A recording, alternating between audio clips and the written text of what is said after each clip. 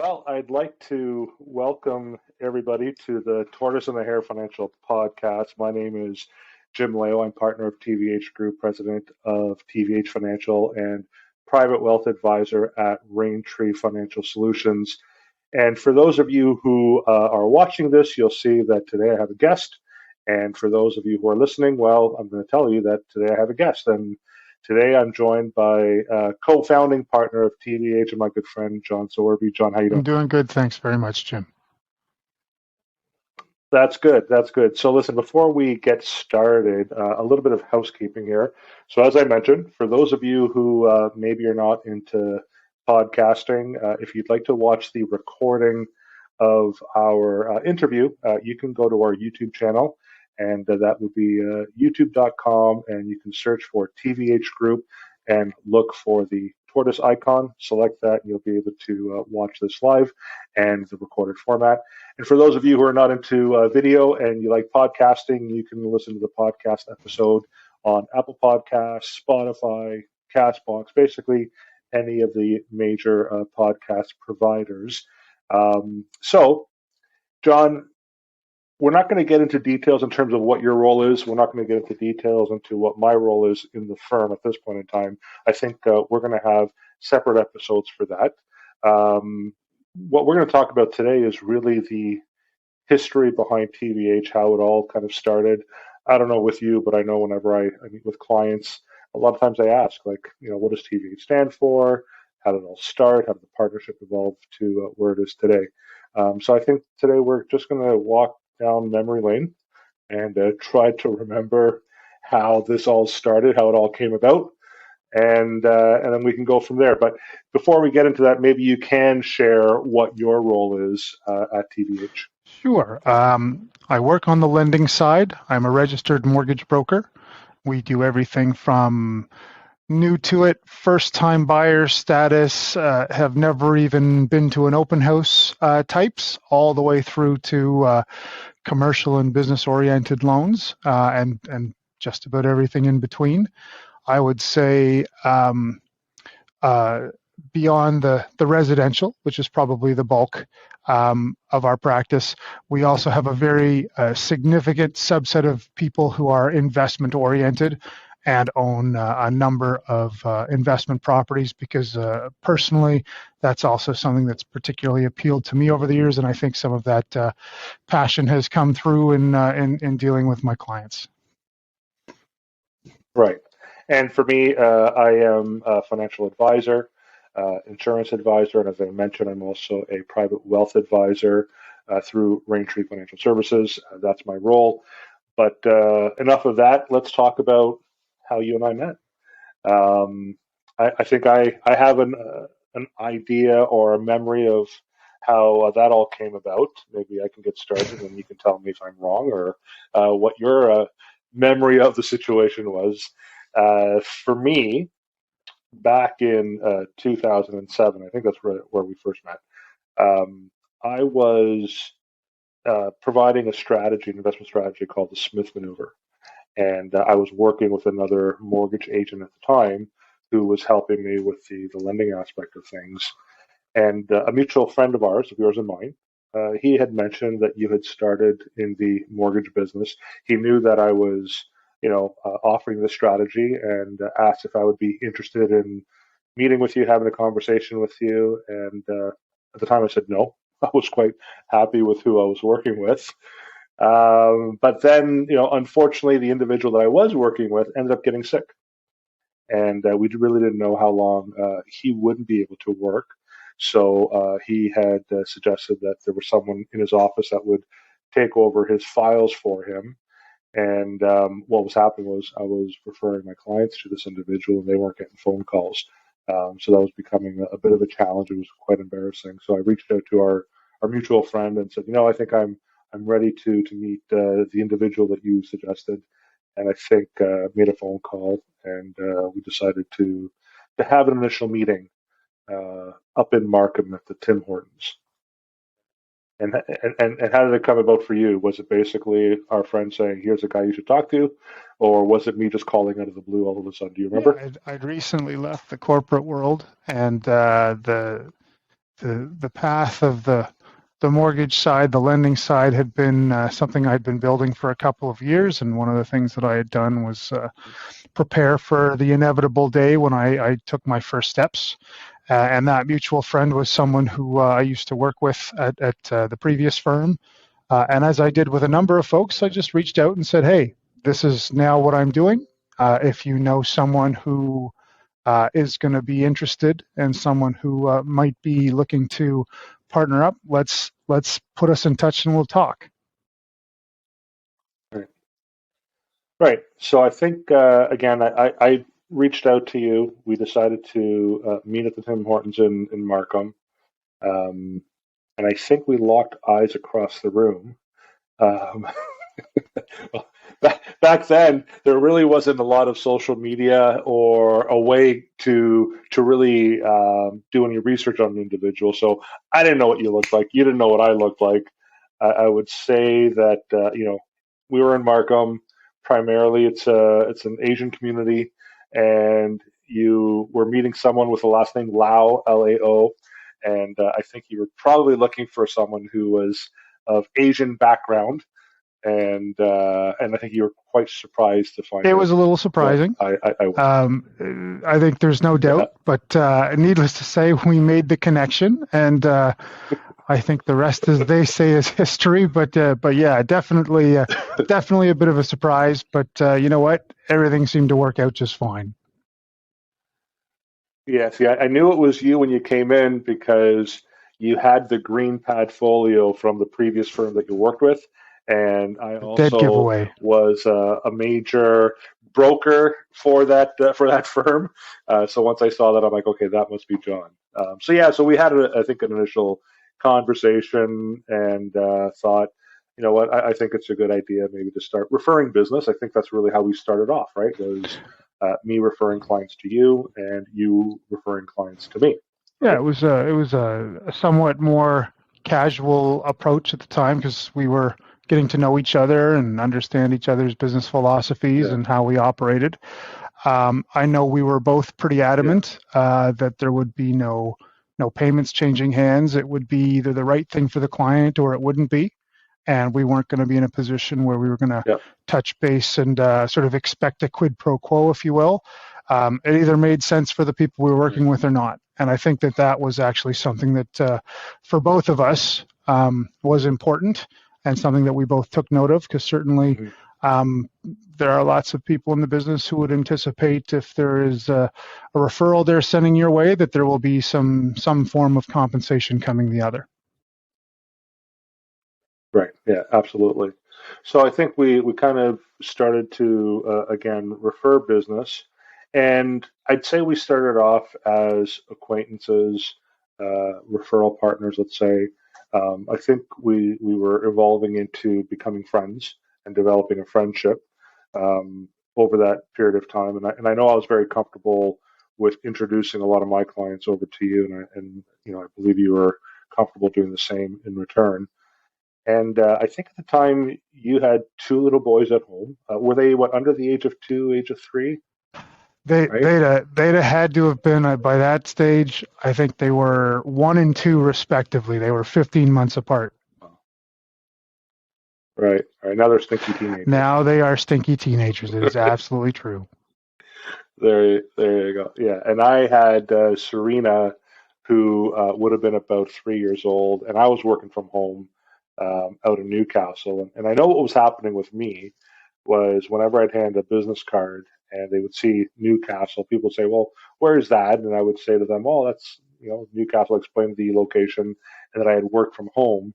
And at the time, people didn't quite appreciate an individual who had a full-time office from home. Obviously, it's been different with COVID the last year and a I'm gonna half, say right? that's changed a little But bit. back then, it has, right? But yeah, I remember I'd see some people's faces like, oh, and I think I came across a study around the same time too that talked about how successful advisors were the ones that actually went to an office every day and didn't work from home. So I think I had kind of thrown the idea out at the time if you were interested maybe in finding a central location, you were in Mississauga, I was all the way at the east, maybe just to share some office space. And then I think that kind of evolved into something different um, over that period of discussion. And from my recollection, where it kind of started was the same friend of ours, mutual friend of ours. He had referred me to two advisors in Stouffville who were looking to sell their practice, their advisory practice, and it was a fairly significant size practice. And I had my initial meeting with them, and I was interested in investing in their business. And one of the questions I had asked was if they had marketed any mortgage product to their clientele, and of course they had said no. And that's where I thought there'd be an opportunity for you. And I think I called you and said, "Hey, here's a meeting that I just had. Here's what I'm thinking. Would you be interested in perhaps buying into the business with me?"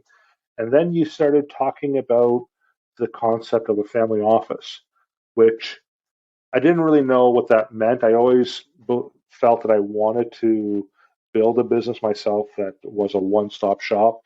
But you actually gave it a title or a name, and you said, "Oh, that's referred to a family office." So why don't you maybe kind of explain what a family office is and how you heard of that concept? A family office is, as you mentioned, I think the simple summation is a one-stop shop, and the idea is that you can provide um, a level of information not just on your own area of subject matter expertise. So for me, that would be lending, for you, financial advice, um, but integrated information as well. So the simple reality is typically there are sort of four pillars, if you will, of most financial situations, and debt is a part of that, insurance and investment another, legal and accounting.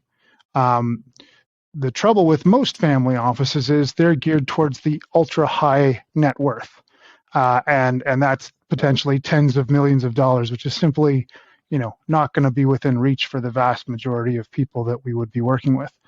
But um, right, working together with our individual practices and putting them together with, for example, us with investment and lending, and then our other partners who came in over the next couple of years, we were able to offer, much broader range of information, much more accurate.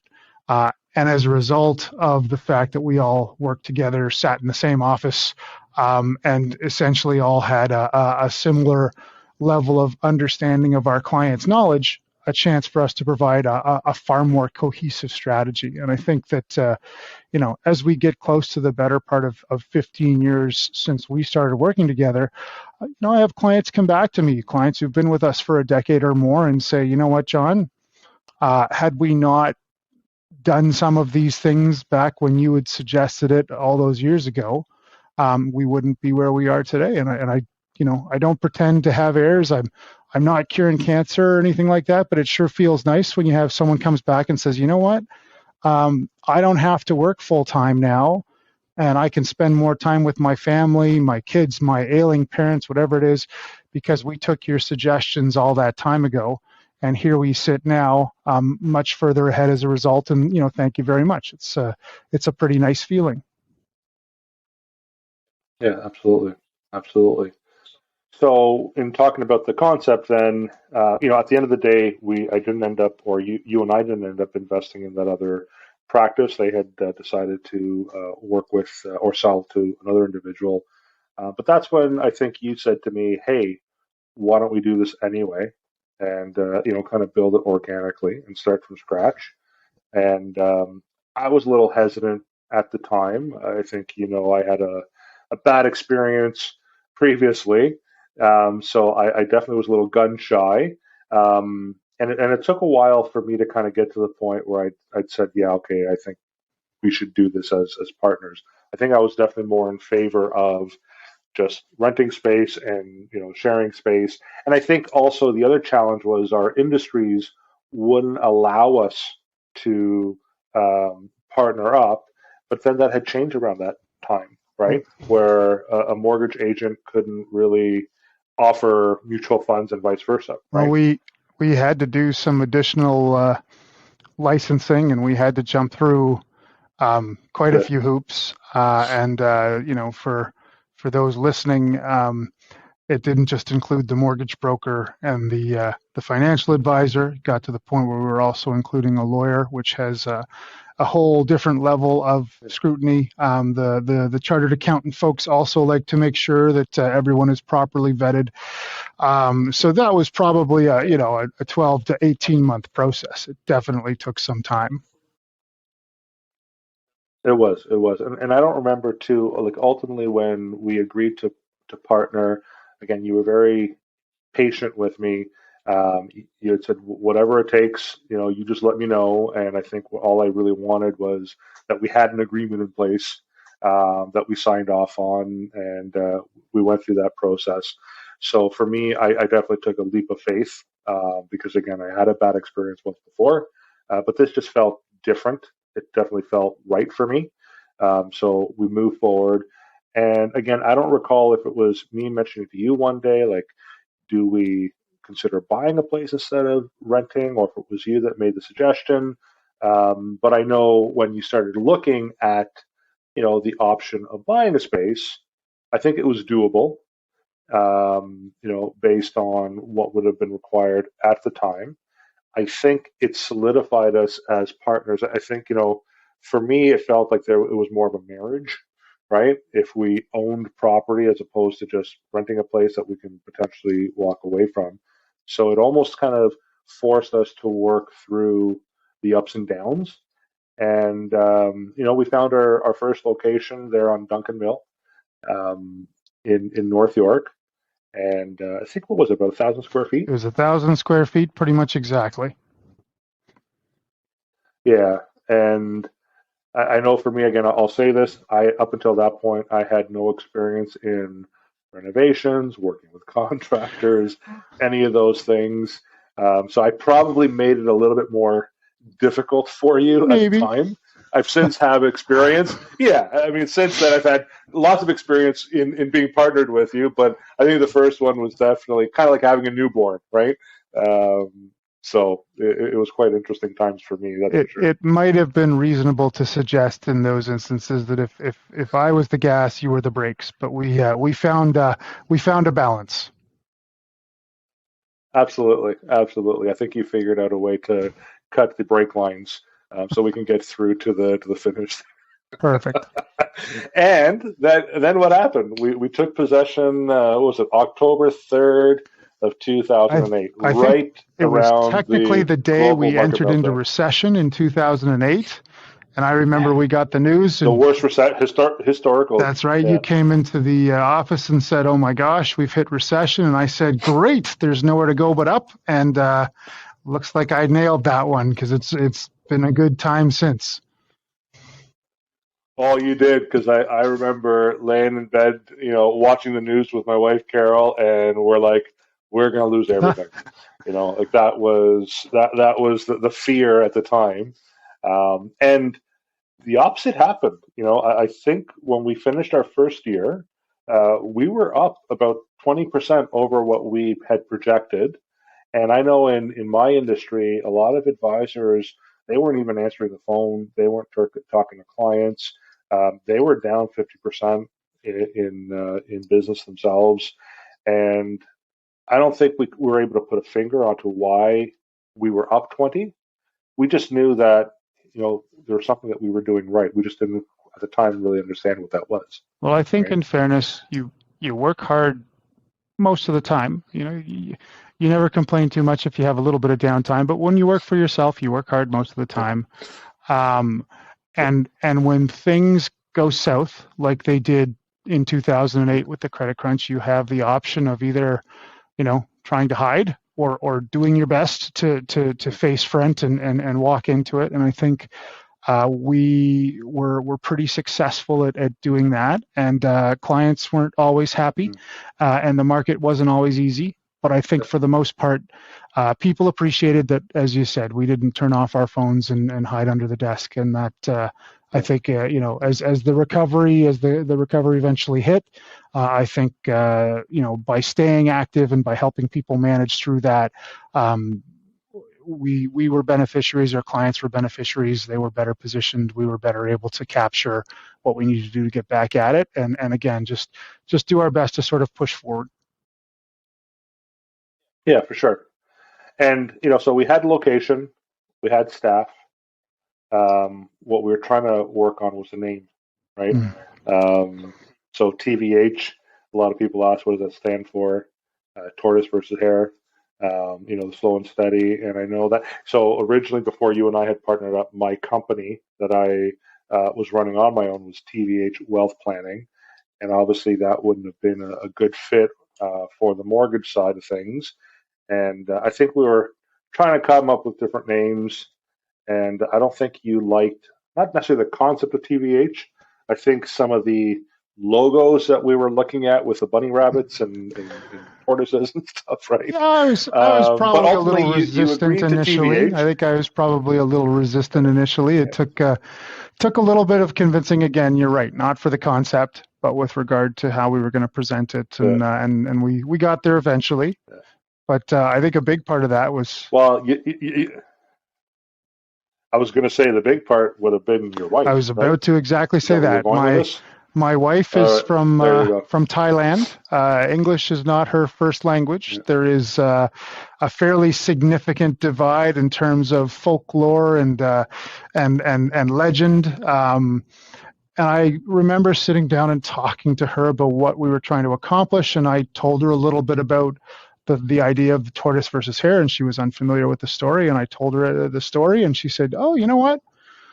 We've got something just like that in Thailand." I thought, well, that's interesting because Right. I, at this stage, had been with my wife for many years and recognized that there Right. were, few and far between were the similarities between sort of, the Western and Eastern cultures as I saw it. So I started to do a little Right. research and found out that it was actually a fairly universal topic, something that seemed to Mhm. have some sort of a hold. And I think the number I saw was almost 90% of the cultures in the world had some form of that story in one fashion or Wow. another. And when I saw that, I thought, you know what? Yeah. That's pretty universal. It's the sort of thing most people will understand, even without sort of going into detail. And I did. I rethought my opposition to it, if you will, and here we sit, TVH to Right. this day. Yeah, and for me, I mean, the reason why I came up with it, being the investment advisor, I prefer the value-based approach, which is a very much a slow and steady approach. And I would just remember I'd be in meetings with clients and I would try to explain what value meant and all those things.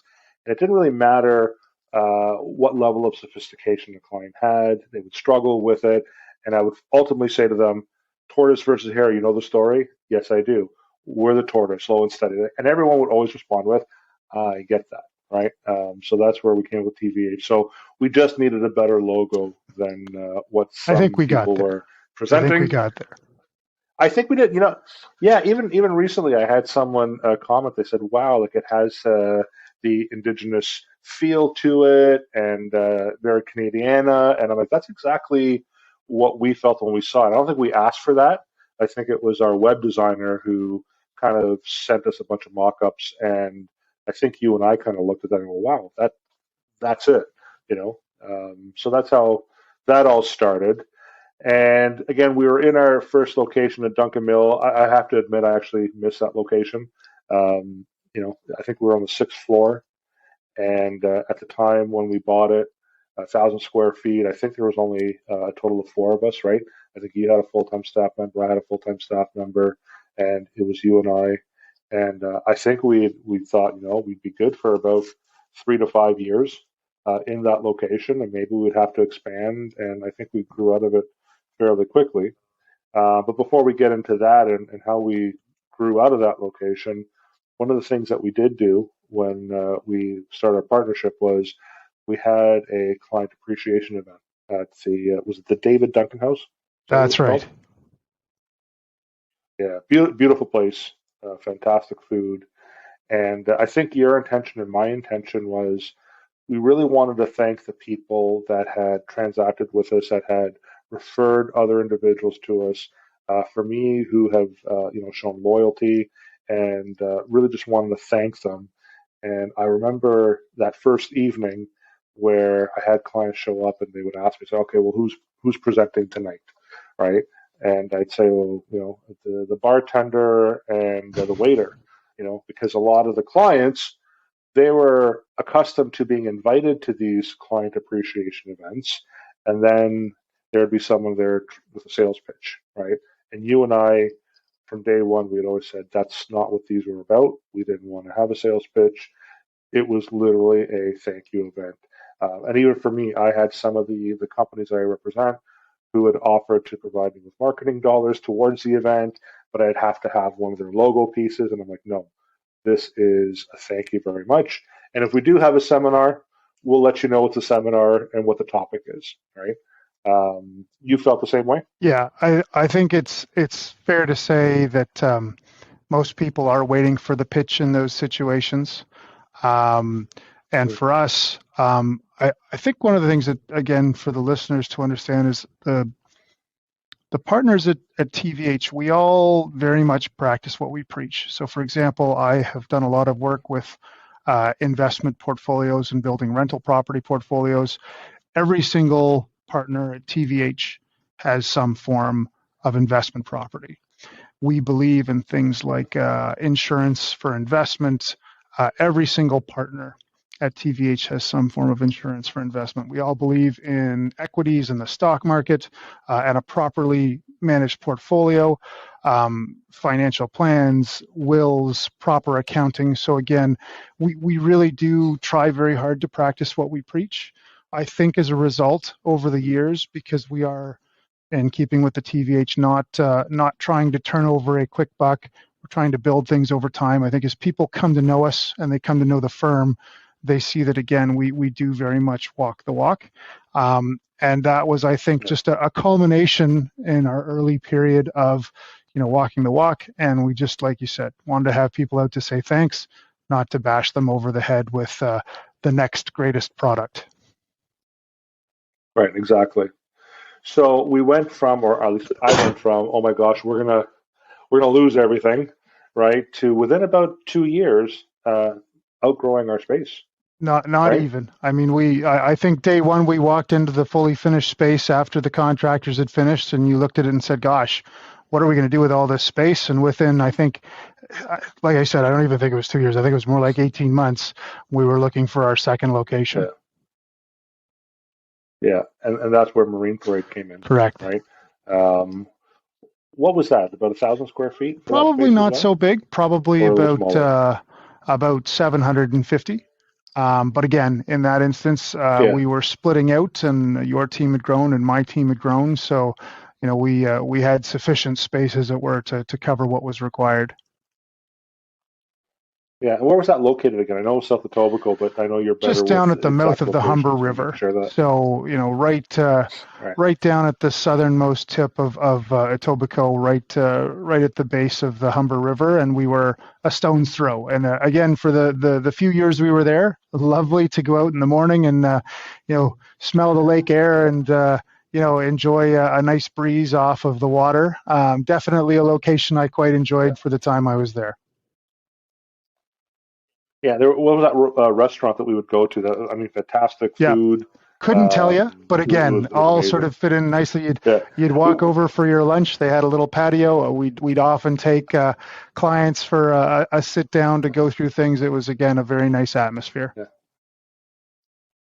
Yeah, and that's where I would have my espressos and my stale cookies, as you call them. Exactly. Right. Yeah, so what we did was, I guess we moved again your team because you were in Mississauga. It just made sense for you to be at that location, and for me to keep my team at the Duncan Mill location. And I think after that, we kind of sat back that, okay, now we're going to be good. That's what we thought. For 3 to 5 years with the two locations, right?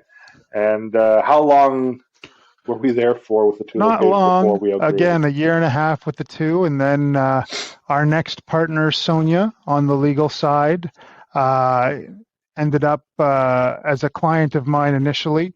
Liked working with her, made her aware about some of the things that we were looking to do, developed the conversation, and that led us in, I believe it was the fall of 2010 to place an offer on a commercial property right downtown. Again, closed early 2011, fairly significant renovation again, probably 5 or 6 months. And it would have been about this time, it would have been September of 2011, we moved into our Lombard location. Yeah. Yeah. So let's talk about Sonia then, our third partner that we added to the mix. So I think, again, that was you and I recognizing that we outgrew the existing space. We had always talked, under this family office concept of adding a lawyer partner and an accounting partner. And, the accountant ended up being the most challenging find for us ultimately. And to your point, Sonia was a client of yours, ended up being a client of mine. And I think the way this came about was you and I were looking at a location. Was it on Carlton Street or near We'd Carlton looked at a Street? few, and we'd been talking to Yeah, Sonia. We still yeah, weren't certain if we wanted to necessarily amalgamate, but I think the point was made, and I think you made it, and I think it was a good point, and obviously we followed up on it, was we collaborated better, we worked together better when we were physically in the same location. And it wasn't to say yeah, we didn't have a high level of communication and collaboration when we were split out, but the fact of the matter is, right, you get up and you go to the water cooler and you have an exchange of ideas. That there's something to that.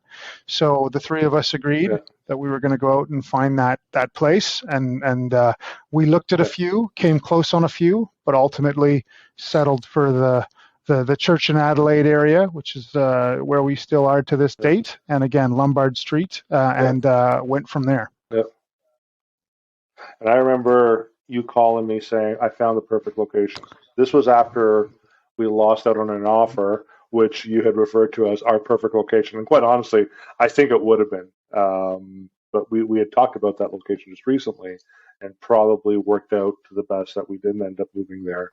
But for me, because again, my experience isn't really in real estate, I have a difficult time envisioning or seeing what you see in these places. So I remember walking in. Now we're street level, right, on Strict 3 entranceway.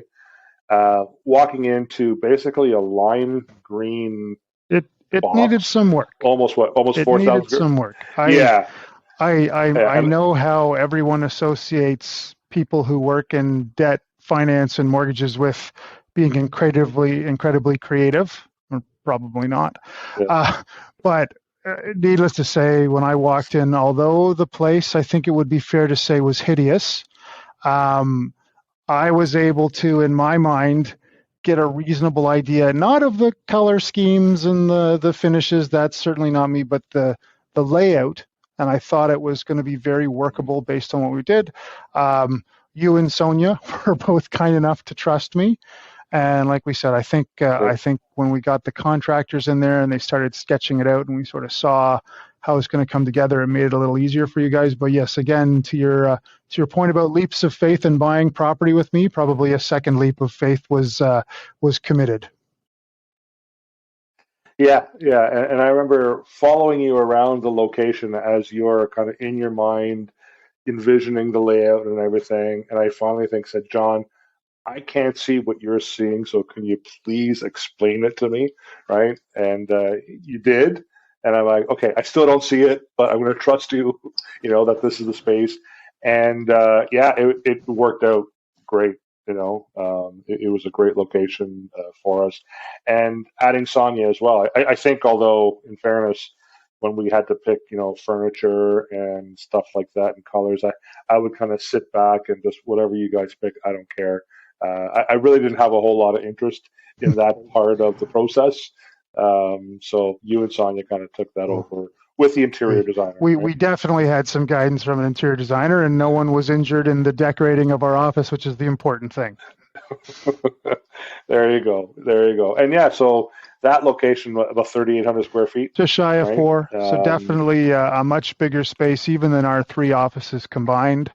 Allowed us to Yeah, yeah, expand to the next partner, David, our chartered accountant, allowed us to continue to add more staff to address the increased level of business that we saw. Definitely had a nice boardroom for having people in to review plans, etc. It again, at the time, it ticked a lot of boxes. Yeah, it did. So let's talk about adding Dave as a partner. Well, That was an interesting accountants are situation, right? tricky because a lot of times they're lone wolves. They work on their own. Oftentimes they work a lot, and the idea maybe of stepping out of that comfort zone to work with someone else maybe isn't where their first thought goes. But we Mhm. met with Dave after meeting with a number of folks. I think we all agreed. We thought there was something there. But again, like you, David had some less than wonderful experiences attempting to partner with people in the past. And it took a little while for us to find that level of comfort. But I think, again, we got there, and Dave settled in. And I think now he's been with us for a decade. So, we managed to make it work, I guess, is what I would say. Yeah, but even before being connected to Dave, I think we had hired, was it a headhunter friend that you knew We in the tried a business, variety of right? things, is what we did. We did, yeah. And then I think we were introduced to an individual who ultimately agreed to partner with us. And in January is when we would have our Platinum Client events. And we had this individual out with his wife because we were going to make the big announcement that we were starting our own accounting firm, and this individual was going to be heading that up. So that was well received by everybody. And I think he was supposed to start March the 1st, I believe it was.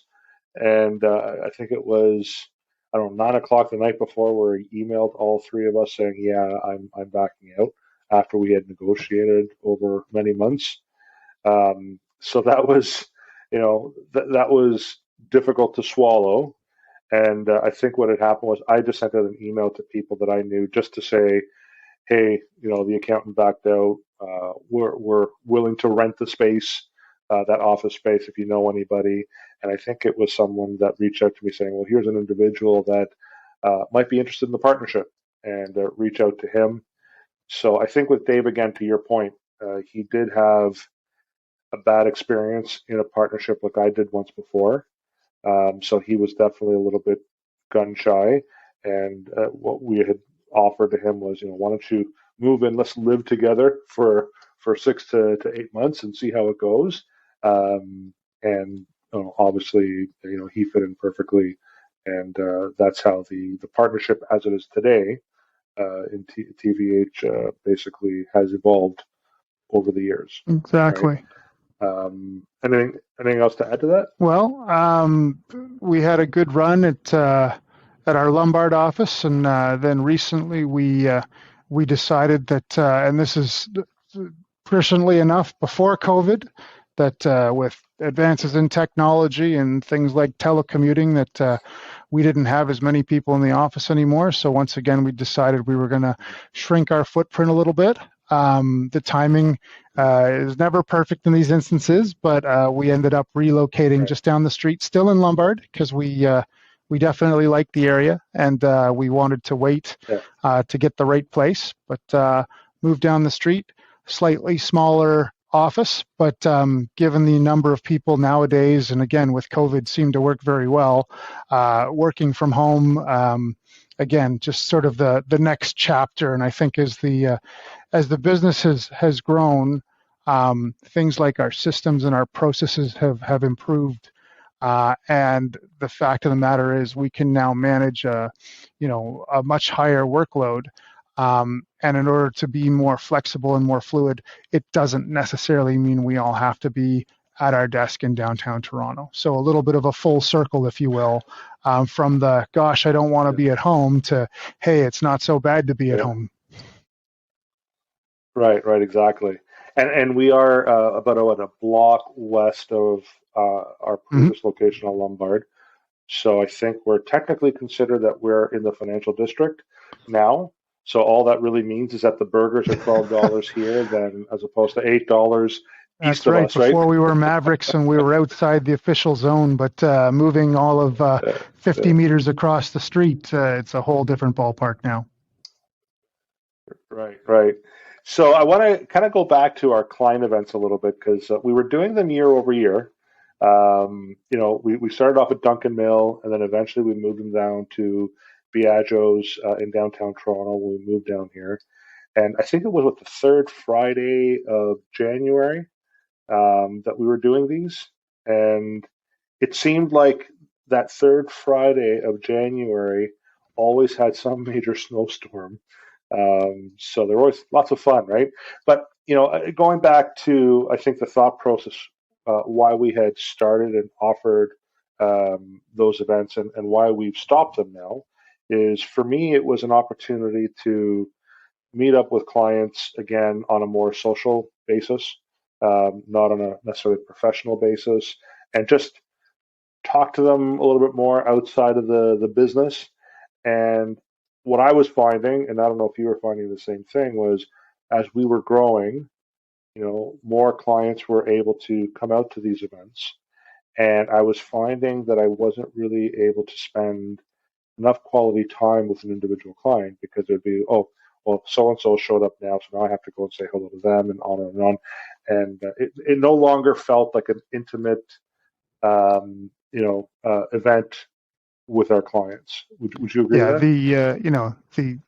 the growth of the business has been great on many levels, but it does make some of those things a little bit more difficult. I know on occasion we've had smaller groups here and there, but really I think from my end, and I think similarly from yours, is we just try to concentrate on the touch points that we can. And the idea of sort of a great big circus event, if you will. It was certainly fun in the olden days, but now it's not as Mm. practical and, as you say, not as intimate as it used to be. So you look for other ways in which to make that connection. Yeah, so I know well, right before COVID, I had my last event with some of TVH financial clients, and I think that was my last social event with clients because it was February of 2020. So I'm hoping for me personally that once we're allowed to, that I'll be offering those events again as well. And I know you were doing some things along the way yourself, right? Absolutely. And I mean, one of the Yeah. things that I like about this job is not necessarily the great big events where you're up at the podium addressing a cast of thousands, but the one-on-ones, the lunches and the dinners, the sit-downs over a cup of coffee and just having a chat and how are things going and how's your family and how's the portfolio Yeah. developing, and that's a lot of fun. I think most people who are in this type of a Mm. business enjoy working with people and enjoy working with their clientele. And I'll say this, we've had an opportunity over the years to build a clientele of some really nice people. I can't think of anyone who I wouldn't want to sit Mm. down and have a drink and catch up with. And that makes the job a lot Yeah. easier. It's a lot more fun to come to work when you like the people that you're talking to. Yeah, and let's kind of clear that up a little bit. You said job a couple of times in work. Um, some people misunderstand the structure. Like sometimes I'm being asked if I'm an employee of TVH. So maybe we can kind of clear that up Sure. a little bit. We're all partners in TVH. We all have equal share or ownership in TVH, We all right? run, So we're not that's employees. right. Yeah. We all run our Yeah. individual practices, and we all have our individual clients.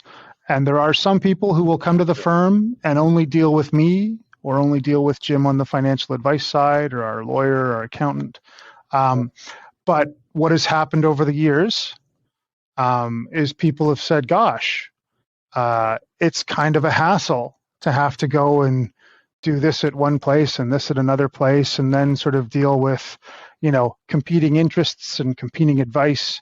Um, John, do you have a solution? And I always say, yes, didn't you know we had all these other partners here? But of course, people are busy, and I Mm. get that that's not Yeah. always where their head goes. But the fact is, what I think happens more often than not is over time, we we've seen people migrate to using not just one of us, but two of us, three of us, sometimes even all four of us. And again, the benefit of our structure is not only are you getting good advice from people who are subject matter experts, but the convenience factor is significant. Because if you touch base with me and you want to do some financing and you're maybe self-employed or someone who has a variable component in your compensation, like a bonus structure or commissions, and you don't have your paperwork to hand, but you're a client of the firm and you work with our accountant Dave, guess what? In just a few minutes with a simple email, we can prepare everything based on the information on file. Sonia, our lawyer, you've worked with her before at this stage. We just send the documentation over to her. Yeah, it can be a very, very smooth process. And I think in a day and age where people value time more than ever, especially given what the pandemic has done in terms of sort of robbing people of some of their time, people take that seriously. And I think the people who have come over to work with the partners in sort of a whole as opposed to in individual connections, I think they appreciate that as well. Right. I didn't send you my notes for the podcast because that's exactly what I want to talk about next was the benefits of our partnership for our clients, right? But I think, again, it kind of shows how in tune we are with each other. Because I think I remember when we were developing our website years ago with David and Sonia as partners, we had hired a writer, and I forget the individual's name. It was someone that you knew, and he wanted to meet with us separately. And I think he came out and was surprised, pleasantly surprised, on how a lot of our responses were very similar. Right? We shared the same values. We shared the same approach in working with our clients. So I think what I really appreciate is the fact that there is a natural fit with the partners. Has it always been perfect and smooth sailing? Absolutely not. We are family as well, and like all families, we have our arguments and our issues, but at the end of the day, we respect each other. We trust each other, which I think is ultimately the most important thing as well. And we're very close friends. So it's been definitely a good partnership. And I think the other benefit to our clients, and I know you don't like me using this word holistic, but we do look at everything at a high level, right? Where if someone went into the bank looking for a mortgage, it's tunnel vision, right? And that individual is just focusing on the mortgage, and only the mortgage that they're able to offer, and not looking at the total picture, right? And the impact. Similarly with me and on the investment side and the advisory side, right? So we definitely take more of a holistic approach as well in working with our clients. So are you okay that I use that word? I'll get over it. All right, there you go. So let's talk about COVID. Because it's been, in our lives for the last 18 months now plus, right? How has it impacted the way you do business? And, has it impacted the way you do business? We've been a lot busier because, again, on the real estate side, people have been driven to try, and now that they can't necessarily spend as much time in public spaces to try and improve their private spaces, and that often requires financing.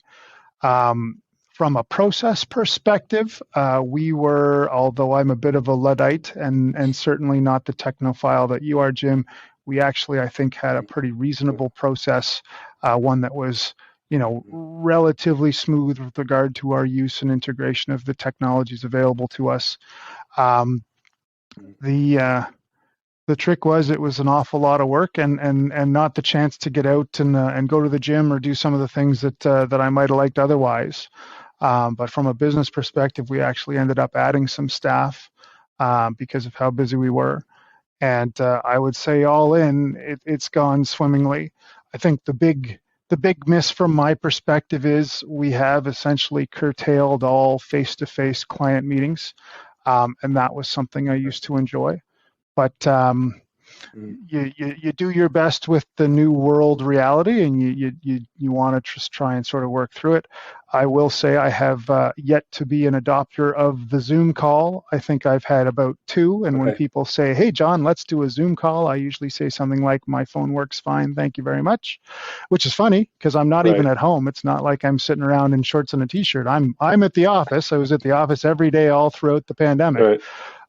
But Yeah. I think that again, that's probably the biggest impact. Is I used to know what all of my clients looked like. I used to, over the Right. course of a mortgage financing or a lifetime as a client, have often sat down with them many times, often to a meal or a cup of coffee or some such, and that's probably the biggest change, and it's the one I probably lament the most. But again, as needs must, and we'll deal with that as we have to.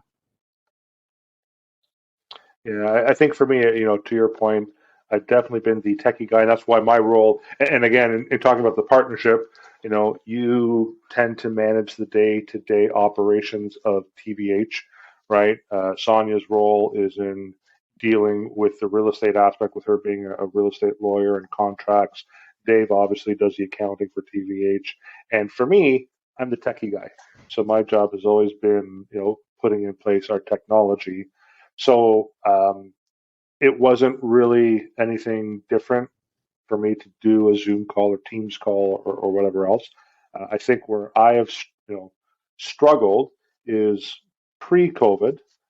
My schedule was such where I would come into the office a couple of days a week, and I would work from home a day or 2 days a week, and 1 to 2 days, again, depending on my schedule, I would be out and about in the road.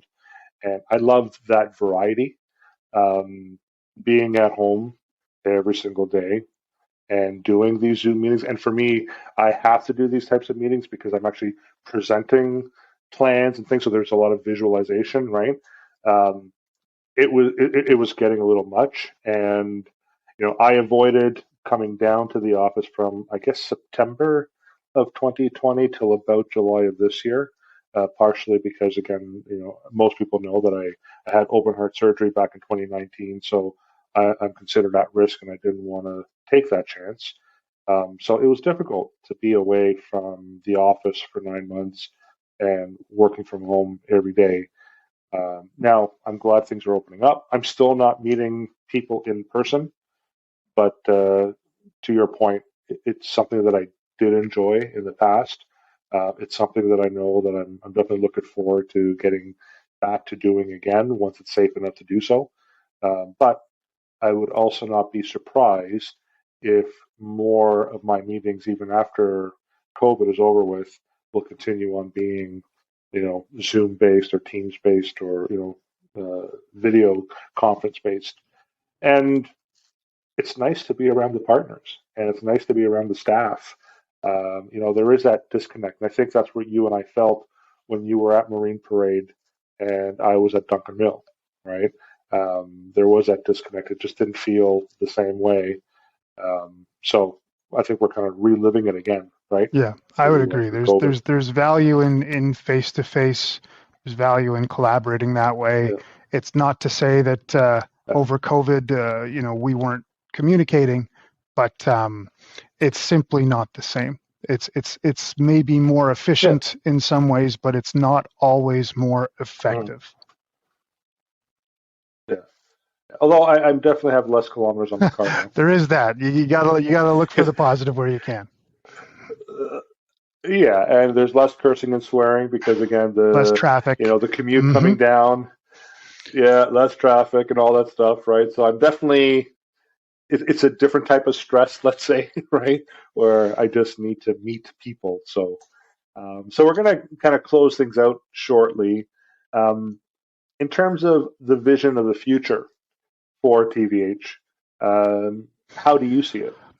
Frankly, more of the same. I mean, I've Yeah, enjoyed the better part of the last 15 years immensely. I'm the guy who sometimes likes to talk about things like early retirement, but as my wife and most of my family have pointed out, what would I do that I enjoy more than this? And the right. simple reality is, and again, I think this is the same for all the partners. We all enjoy what we do. I'd like to just continue doing it. It's interesting. It's fun. At the risk of sounding cliche, it's sort of a little bit different every day, and there's always sort of new and interesting things to try and figure out. So, it speaks to me on a lot of levels, and it's been a good time on top of all of that. So I would say that's where my mind is, and that's where I hope we continue to go. Yeah, I agree. I don't think we're moving anywhere else after this, right? I think this might be our final stop. Let's hope. We have a long-term lease, and again, I don't plan on going anywhere. I think when you and I first met and we did talk about our retirement goals, it's funny. I think you were looking for that early retirement, and I always said I don't plan on retiring because I love what I do, and it's not something that I need to run away from. And I think with COVID, you've probably realized as tiring as you get, because again, you and I work different hours, right, as well.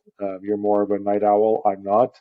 You put in a lot of hours, but I think you really like what you do, Right. and I think we've both heard if you find a job you love, you'll never work a day in your life, Something right? I heard from my dad once upon a time, and something I saw him live every day. And I would say my closing point probably is it was about the fourth day into the Christmas break when I had watched everything I Right. needed to watch on Netflix and rested all I Right. needed to rest to sort of get back the lost energy that I had needed to recharge on. That I with the inability to go out and do things and the inability to go and go to the gym or go to a restaurant or whatnot, I realized that you know what, Mhm. I probably like the idea of an early retirement far more than I'd like the actual early Right. retirement. And like I said, that was a bit of a paradigm shift for Yeah. me. So needless to say, that's where my head's at now.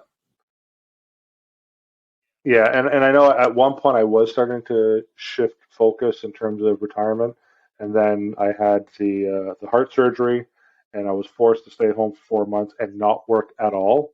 And I realized, this could be every day of my life in retirement. And I spent a lot of time surfing Netflix and not finding anything, and I'm just like, I can't do Yeah, this. Like I love what I I do, get you. right? So yeah, Well, good. I believe the other partners feel the same way, and I know I'm going to be interviewing them individually as well. In closing, what I will say is I will have another podcast episode where I'll be interviewing John as the father, the husband, the mortgage broker as well. So maybe we'll go back to your childhood if you want, like Anything's whatever possible. you feel. Very exciting stuff. Right. There you go.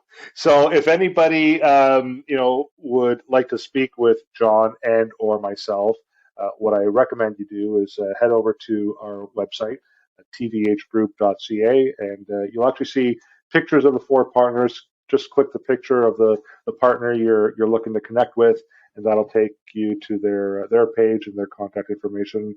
Or John, they can reach you, John at tvhgroup.ca. And what's the number they should call you at if they want to reach out to you? 416-488-0074. Again, that's 416-488-0074. And if it's during the daytime, it will come to me or potentially one of my team here in the office. If it's after hours, it might ring a little bit, but it will eventually go to voicemail, and generally we'll get back to you as soon as we can from there. Great. And my contact information, if you want to email me, financial@tvhgroup.ca, or you can reach us at 647-727-4668. John, this was fun walking down memory lane. Some changes in how we look. We don't quite look the same way. We definitely are more experienced. Yes, I think I've added a few pounds along the way. Well, again, it's all the fantastic restaurants that we've been able to meet at, and we've had many a meal together, Indeed. right? So yeah. So thanks again. Really enjoyed it, and everyone, take care. All right, take care, everyone. Cheers. See you, John.